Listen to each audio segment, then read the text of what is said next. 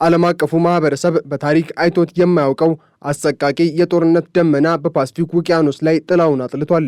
የሰሜን ኮሪያው መሪ ኪም ጆንግ ኡን የዲፕሎማሲውን ካባ አውልቀው በመጣል መላውን ፕላኔት ሊያጠፋ የሚችል የጥፋት ነጋሪት እየጎሰሙ ነው። በዛሬው ትንታኔያችን የፒዮንግያንግን ምስጢራዊ የኒውክሌር ሰርጓጅ መርከብ፣ የኪምን አዲሱን የሚሳኤል ዝናብ ትዕዛዝና ከሩሲያ ጋር የተፈጠረውን አስፈሪ ወታደራዊ ጋብቻ በጥልቀት እንመረምራለን። አብራችሁን ቆዩ። ትኩረታችንን የምንጀምረው ሰሜን ኮሪያ ለዓመታት በሚስጥር ስትገነባው ከቆየችውና ሰሞኑን ይፋ ካደረገችው ታላቁ የባህር ስር ፕሮጀክቷ ነው። ይህ መርከብ ተራ ሰርጓጅ አይደለም። 8700 ቶን የሚመዝን በኒውክሌር ኃይል የሚንቀሳቀስና በሆዱ ውስጥ አህጉራትን አመድ ሊያደርግ የሚችል ስልታዊ የሚሳኤል አረሮችን እየታጠቀ ግዙፍ ወታደራዊ አውሬ ነው። ኪም ጆንግ ኡን ይህንን መርከብ የሰሜን ኮሪያ የባህር ኃይል የታሪክ ምዕራፍ መቀየሪያ ብለውታል። ወታደራዊ ተንታኞች እንደሚሉት ይህ ሰርጓጅ መርከብ ለዋሽንግተንና ለሴኡል ትልቁ ቅዠት ነው። ምክንያቱም መርከቡ በኒውክሌር ኃይል የሚንቀሳቀስ በመሆኑ ኦክሲጅን ፍለጋ ወደ ባህር ላይ መውጣት አያስፈልገውም። ለወራት ምናልባትም ለዓመታት በውቅያኖስ ስር ተደብቆ መቆየት ይችላል። ይህም ማለት አሜሪካና ደቡብ ኮሪያ የሰሜን ኮሪያን የኒውክሌር ጥቃት አስቀድመው የማወቅና የመመከት አቅማቸው ወደ ዜሮ ወርዷል ማለት ነው። ኪም መርከቡን ሲጎበኙ ፊታቸው ላይ የሚታየው ኩራትና ገላጭነት ለምዕራባውያን የሚሰጠው መልእክት አንድ ነው።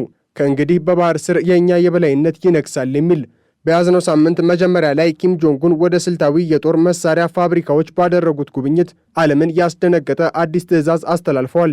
መሪው ለወታደራዊ ባለሥልጣናቶቻቸው እንደተናገሩት በ2026 ዓ.ም ሰሜን ኮሪያ ያልተገደበ የሚሳኤል ምርት ውስጥ መግባት አለባት። ኪም የሚሳኤልና የመድፍ ምርት ዘርፍ የጦር መከላከያ አቅማችንን ለማጠናከር ወሳኝ ነው ብለዋል። ነገሩ እንዲህ ነው። ሰሜን ኮሪያ አሁን ላይ ያላትን የሚሳኤል ምርት በ5 እጥፍ ለማሳደግ አዳዲስ ፋብሪካዎች በአስቸኳይ እንዲገነቡ ታዟል።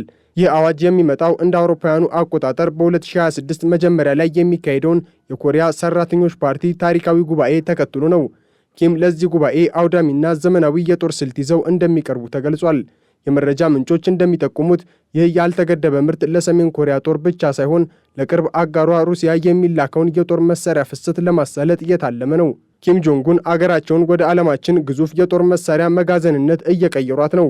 ዛሬ በዓለም ጂኦፖለቲካ ውስጥ እጅግ አስደንጋጭ የሆነ ክስተት በሞስኮና በፒዮንግያንግ መካከል የተፈጠረው የብረት ትስስር ነው። ሩሲያ በዩክሬን በጀመረችው ጦርነት ደክማ ሳለች የኪም ጆንግ ኡን ድጋፍ የጦርነቱን ሚዛን ወደ ፑቲን አዘንብሎታል። ሰሜን ኮሪያ በሚሊዮን የሚቆጠሩ የመድፍ ጥይቶችን፣ ድሮኖችንና የባላስቲክ ሚሳኤሎችን ለሩሲያ አቅርባለች። እንዲያውም በቅርቡ የወጡ መረጃዎች እንደሚያሳዩት የሰሜን ኮሪያ ሰራዊት በሩሲያ ግንባር በቀጥታ እየተዋጋ ይገኛል። በምላሹ ደግሞ ፑቲን ለኪም ጆንግ ኡን የወርቅ ቁልፍ ሰጥተዋል። ሩሲያ ለሰሜን ኮሪያ የላቀ የሳተላይት ቴክኖሎጂ፣ የኒውክሌር ሰርጓጅ መርከብ ግንባታ ምስጢር እናም እጅግ ዘመናዊ የሆኑ የጦር ጀቶችን እያቀረበች ነው። ይህ በሁለቱ መሪዎች መካከል የተፈጠረው ወታደራዊ ጋብቻ የሰሜን ኮሪያን የኒውክሌር ጥቃት አቅም በአጭር ጊዜ ውስጥ አሜሪካን በቀጥታና በትክክል መምታት በሚችልበት ደረጃ ላይ አድርሶታል። ሰሜን ኮሪያ አሁን የምታካሄዳቸው ሙከራዎች ሁሉ የሩሲያ ቴክኖሎጂ የታከለባቸውና በዩክሬን ምድር ላይ የጦር ሜዳ ሙከራ የተደረገባቸው ናቸው። ይህ በእንዲህ እንዳለ ሰሜን ኮሪያ ወደ ሩሲያ የላከችው ሰራዊት በኩርስክና በዶኔስክ ግንባር እየተዋጋ መሆኑ የአደባባይ ምስጢር ነው። ሆኖም አሁን የተጀመረው አዲሱ ስምሪት ግን ፍጹም የተለየና የረቀቀ ነው። እንደ ምስጢራዊ የዜና ምንጮች ገለጻ ኪም ጆንግ ኡን በሺዎች የሚቆጠሩ ወታደራዊ ቴክኒሻኖችንና የጦር መሳሪያ ፋብሪካ ባለሙያዎችን ወደ ሩሲያ ለመላክ ትዕዛዝ አስተላልፈዋል። እነዚህ ባለሙያዎች ወደ ሩሲያ የሚገቡት በወታደርነት ስም አይደለም። ይልቁንም የሰሜን ኮሪያ መንግስት ሰራተኞች ወይም የንግድ ድርጅት ተላላኪዎች ተመስለው የሲቪል ፓስፖርት ተሰጥቷቸዋል።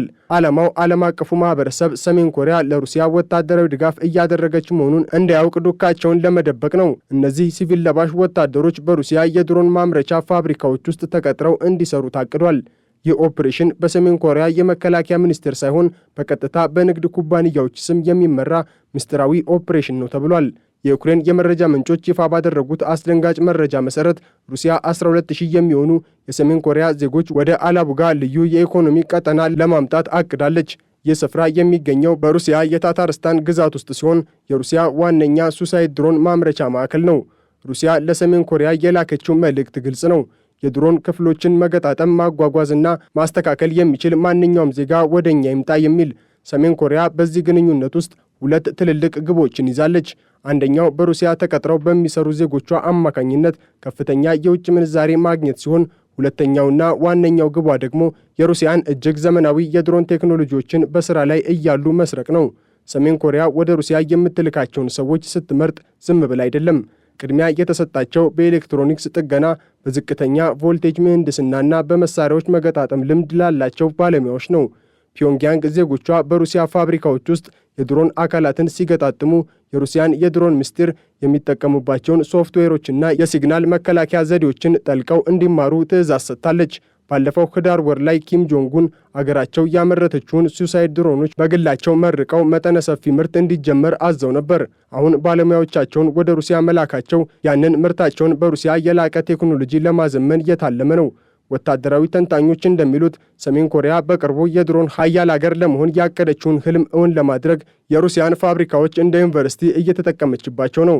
አዲሱ ስምሪት ከበፊቱ የሚለይበት ሌላው ነጥብ የእዝ መዋቅሩ ነው። በኩርስክ የሚገኙት የሰሜን ኮሪያ ወታደሮች በቀጥታ በመከላከያ ሚኒስቴር የሚመሩ ሲሆን እነዚህ የድሮን ባለሙያዎች ግን የሚመሩት በንግድ ድርጅቶችና በሲቪል ባለስልጣናት ነው። ዓላማው በጣም ግልጽ ነው። ዓለም አቀፉ ማህበረሰብ ወይም የውጭ የደህንነት ድርጅቶች እነዚህን ሰዎች ቢይዟቸው እንኳን እነዚህ ወታደሮች አይደሉም፣ በውል የመጡ የጉልበት ሰራተኞች ናቸው ብሎ ለመከራከር ነው። ይህ ጉዳይ ለዋሽንግተንና ለኔቶ ትልቅ ራስ ምታት ሆኗል። ሩሲያ ለሰሜን ኮሪያ የምትሰጠው የድሮን ቴክኖሎጂ የኮሪያ ልሳነ ምድርን የኃይል ሚዛን ሙሉ በሙሉ ሊቀይረው ይችላል። ሰሜን ኮሪያ የላቁ ድሮኖችን በብዛት ማምረት ከጀመረች ለደቡብ ኮሪያና በጃፓን ለሚገኙ የአሜሪካ ጦር ሰፈሮች እጅግ አስፈሪ ስጋት ትሆናለች። የቴክኖሎጂን በሰራዊት የመለወጥ ስምምነት በፑቲንና በኪም መካከል የተደረሰ ሰይጣናዊ ውል ነው። ሩሲያ በዩክሬን ጦርነት የሚረዳትን የሰው ኃይል ስታገኝ፣ ሰሜን ኮሪያ ደግሞ በምላሹ ለ10 ዓመታት ስትመኘው የነበረውን ዘመናዊ ወታደራዊ ቴክኖሎጂ በነፃ እያገኘች ነው። ከቀናት በፊት በቢጫ ባህር ላይ የተፈጸመው ክስተት ዓለምን በድንጋጤ አንቀጥቅጧል። ሰሜን ኮሪያ ስልታዊ የሆኑ ረጅም ርቀት ተወንጫፊ ክሩዝ ሚሳይሎቿን ሞክራለች። እነዚህ ሚሳይሎች ለ3 ሰዓት ገደማ በአየር ላይ እየተሽከረከሩ በመቶዎች የሚቆጠሩ ኪሎሜትሮችን አቋርጠው ኢላማቸውን መምታታቸው ተዘግቧል። ኪም ጆንጉን ይህንን ሙከራ በግንባር ቀደምትነት መርተዋል። ይህ ሙከራ የሚያሳየው አንድ ትልቅ እውነት አለ። የሰሜን ኮሪያ ሚሳኤሎች ርቀት መሄድ ብቻ ሳይሆን የጠላትን የራዳር መከላከያ ሰንጥቀው መግባት የሚችሉበትን ስውር ብቃት መላበሳቸውን ነው። በተጨማሪም በአውሮፓውያኑ ታህሳስ 24 ቀን የተከናወነው ረጅም ርቀት ተወንጫፊ ጸረ አውሮፕላን ሚሳኤሎች ሙከራ የሰሜን ኮሪያን ሰማይ ለማንም የአሜሪካና የደቡብ ኮሪያ ተዋጊ ጄት ዝግ ለማድረግ የተወሰደ እርምጃ ነው። ኪም የኒውክሌር ጦር ኃይሉን ያልተገደበና ቀጣይነት ያለው ዝግጁነት እንዲያረጋግጥ ለጦር መሪዎቹ ጥብቅ መመሪያ ሰጥተዋል። ይህ ልምምድ አይደለም፣ ይልቁንም የጥፋቱ ድግስ ዋዜማ ነው። በደቡብ በኩል ያለው ድባብም ቢሆን የሰላም አይደለም። የደቡብ ኮሪያው ፕሬዝዳንት ሊ ጄሚዩንግ ከአሜሪካው ፕሬዝዳንት ዶናልድ ትራምፕ ጋር ባደረጉት ስምምነት ደቡብ ኮሪያ የራሷን የኒውክሌር ሰርጓጅ መርከቦች ለመገንባት መወሰኗን አስታውቀዋል። አሜሪካ ይህንን ምስጢራዊ ቴክኖሎጂ ለደቡብ ኮሪያ ለማካፈል መስማማቷ በፒዮንግያንግ በኩል እንደ ጦርነት አዋጅ ተቆጥሯል። ትራምፕ ወደ ስልጣን ከተመለሱ በኋላ ሰሜን ኮሪያ ላይ የሚከተሉት የከፍተኛ ጫና ፖሊሲ ዲፕሎማሲውን ሙሉ በሙሉ ገሎታል። አሁን በኮሪያ ልሳነ ምድር የሚሰማው ድምፅ የሰላም ድርድር ሳይሆን የጋራ ወታደራዊ ልምምዶችና የወታደራዊ ጡንቻ ማሳያ ነው።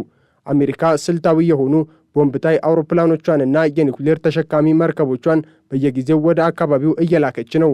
ይህ የኃይል ሚዛን ሽኩቻ ቀጠናውን በማንኛውም ሰዓት ሊፈነዳ ለሚችል እጅግ አደገኛ እሳተ ገሞራ ዳርጎታል። ሰሜን ኮሪያ ዛሬ ላይ ያላት ወታደራዊ ዝግጁነት ከመቼውም ጊዜ በላይ የጠነከረና አስፈሪ ነው። ሰሜን ኮሪያ አሁን ላይ በመቶዎች የሚቆጠሩ የኒውክሌር አረሮች እንዳሏት ይታመናል።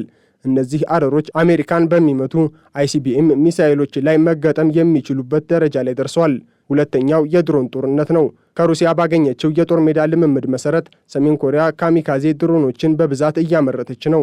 እነዚህ ድሮኖች የጠላትን ታንኮችና ወታደራዊ ተቋማት አመድ ለማድረግ የተዘጋጁ ናቸው። ሶስተኛው የከርሰ ምድር ምሽጎች ናቸው። አብዛኛው የሰሜን ኮሪያ የጦር መሳሪያ ፋብሪካዎች ከከርሰ ምድር በታች በድንጋይ ተራሮች ስር የተገነቡ ናቸው። ይህም ከማንኛውም የአሜሪካ የአየር ጥቃት መከላከያ እንዲሆኑ አስችሏቸዋል። ሰሜን ኮሪያ አሁን ያለችበት ወታደራዊ ቁመና መከላከያ ብቻ ሳይሆን ቀድሞ የማጥቃት ስልት የተላበሰ ነው። ኪም ጆንጉን ለጦር መሪዎቻቸው እንደተናገሩት እኛ ዝግጁ የምንሆነው ለሰላም ሳይሆን ጠላቶቻችንን አመድ ለማድረግ ነው ብለዋል። የ2025 ማብቂያ ለመካከለኛው ምስራቅ ብቻ ሳይሆን ለሩቅ ምስራቅም እጅግ ጨለማ ምዕራፍ ሆኖ ተመዝግቧል። የኪም ጆንጉን የኒውክሌር ሰርጓጅ መርከብ የ2026ቱ ያልተገደበ